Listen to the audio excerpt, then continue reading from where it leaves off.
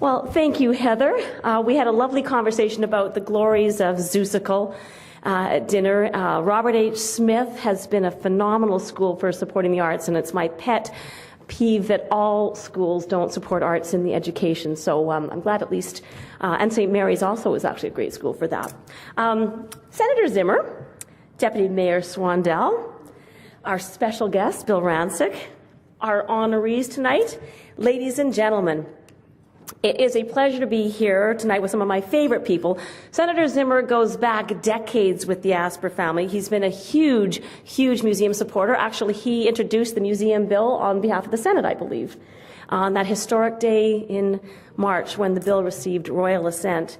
He's been a lifelong friend and inspiration to our family and, of course, to CanWest. And, of course,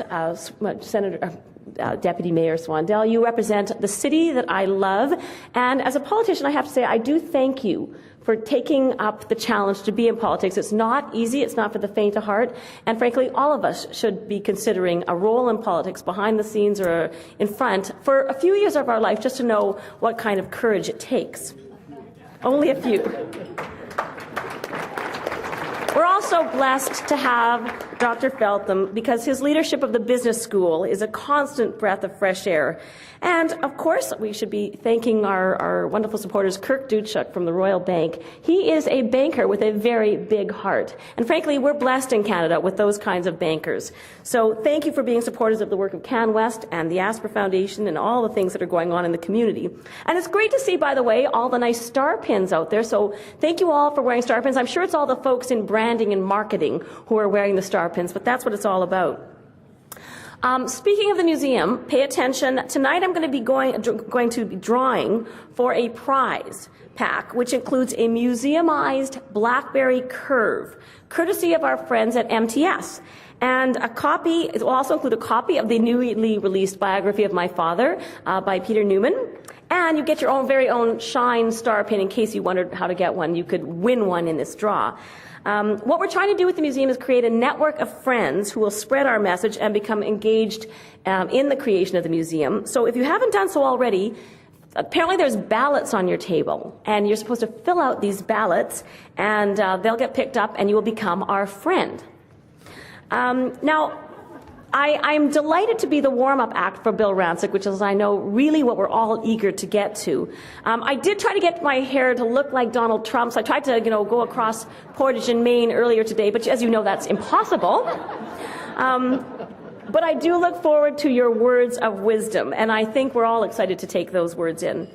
Now, we all know that there's a Dr. Seuss theme tonight, so I'm going to try a little something different with you. I'm getting a little punch drunk because I've given a lot of speeches, so I had to do something different. And as an avid arts fan, as I've said at the beginning, I believe that arts and education are really important. I think we learn better when we incorporate arts in our means of expression.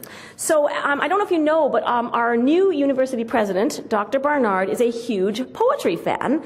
And he got me inspired to give poetry a try tonight, and I hope you like it.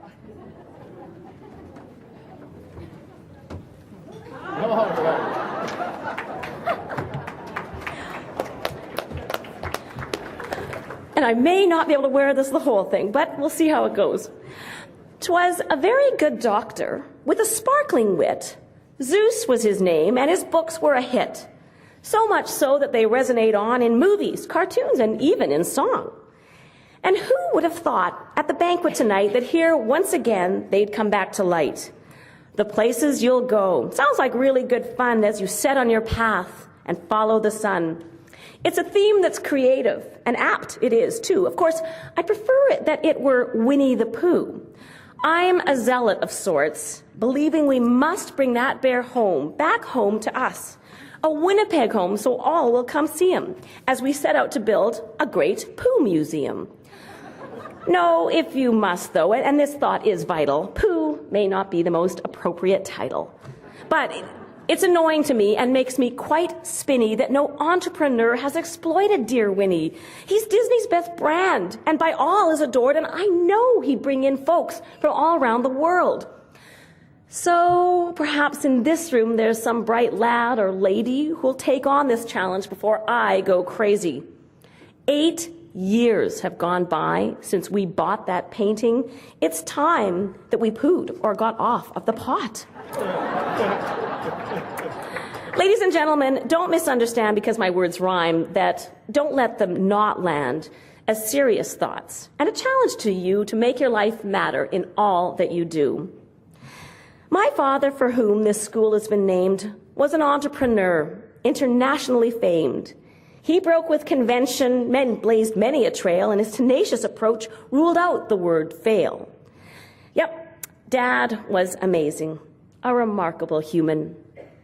You can read all about him in Izzy by Newman. Hello, Newman. Yeah, he had many axioms, but my favorite I found is don't let the bastards grind you down. Persistence is omnipotent, he would often say, and it guides me quite strongly to this very day. Never do a little deal, he also implored. It's twice as much work for half the reward. Dad's vision was always to reach for the stars. He abhorred mediocrity and raised up the bar to all Canadians who said, this'll do. He'd look square in the eye and say, I challenge you to be the best and be honest. Win fairly the race. Make the world better. Don't just take up space. And so he created the Asper Foundation to repair the world and make better our nation. So we do it in ways that we think best. Just pick a few areas in which to invest. Look for chances to make meaningful change that, if not for our help, couldn't be arranged. This university, most especially, has our family impressed. And the Asper schools, where we thought we'd invest. We know it's good, but let's make it great. We're on the right path. We'll be there at the gate. The Faculty of Music is another example. 'Twill soon give the world a bit of a sample of what excellence is, with whistles and bells, thanks to the vision of Marcel Desautel. Add to the mix Steve Kirby and others, and in comes the brilliant idea of my mother's. Let's give him $1 million for a professor in jazz. A grand lady she is, and a sharp mind she has. The Babs Asper professorship will attract all the best. The international draw will be up for the test, and from far and from wide the students will hail. Who needs Princeton? And forget about Yale. U of M is prestigious. It's where I want to be. And if you think that's impossible, then listen to me. Corporal Hayward Arnall put it best before he died. He said, do or do not. There is no try. And you don't have to be wealthy for good works to do. You can start a foundation or just start with you. Your donation, well placed in your alma mater, will bring good to great and will always matter. So I urge you as students, my first point for today, to manage yourselves the very same way. You are each born unique, special qualities given, so no matter what you choose to do for a living, make a life by what you give, and give where it matters. Though your life might be good, many are in tatters. Recognize your rights and your responsibilities too. And speaking of rights, I've got a deal for you. It's another museum, in case you've not heard, and there's nothing else like it, I give you my word. The technology will floor you. Your stories will amaze. And though dark in some places, your hopes it will raise. And you'll learn how our freedoms and rights came to be. You'll meet all our heroes, and then you'll see that those who ignore history are bound to repeat it. The Human Rights Museum is where you will meet it.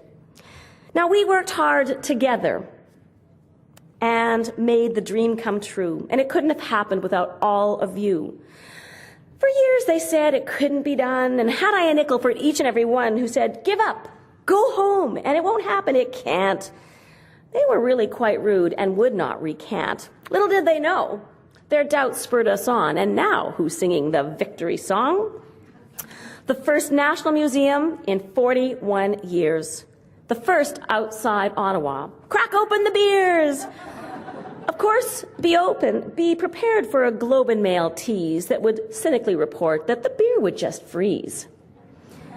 The first National Museum envisioned today to have the private sector leading the way. The first to bring students and pay for their trips. Folks, we've rewritten history, a total eclipse. So now for the second big point of my speech. Your life won't have firsts if you don't try to reach. Reach for the stars, I now challenge you. Taking no for an answer simply won't do. So now, how many here think Winnipeg